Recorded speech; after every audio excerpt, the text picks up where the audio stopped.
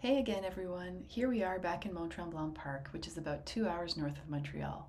We're in a different region of the park this time, on the eastern end, to explore a much smaller campground. Simard 1 is in the l'Assomption sector of Mont Tremblant Park, and it's this one here,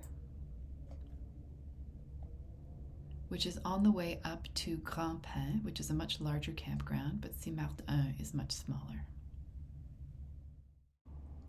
This is one of the park's rustic campsites, which means that there aren't any of the usual amenities you'd find in their larger campgrounds.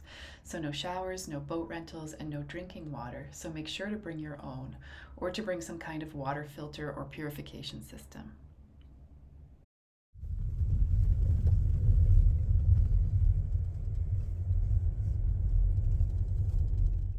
So here you can see the layout of the campsite.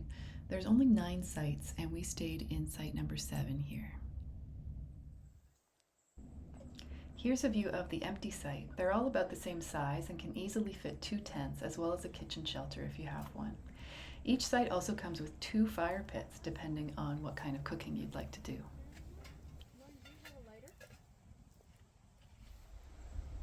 There are 2 outhouses, one on either end of the campground.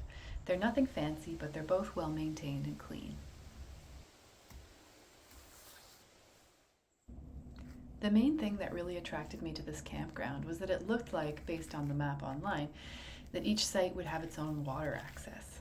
This turned out to be true. There's a little path like this across from every site, but the water entry here is pretty weedy and not really the best for swimming.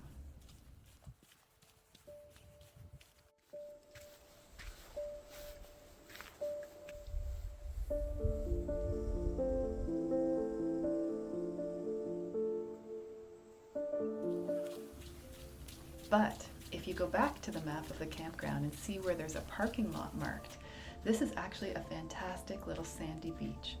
Because this is such a small campground, the beach is never busy, and we had it pretty much to ourselves most of the time we were there.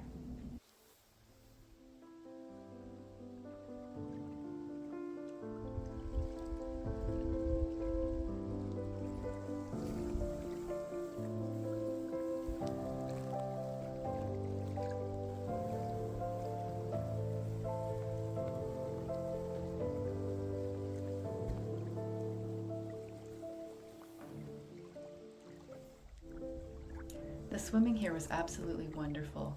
The river bottom was sandy and not weedy at all, and we spent hours floating here. Unfortunately, it was rainy and overcast for most of the time we were here, which doesn't make for the prettiest water shots.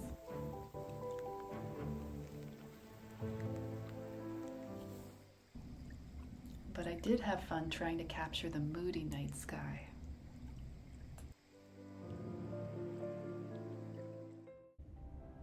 And spending a few hours checking out all the different kinds of mushrooms I could find.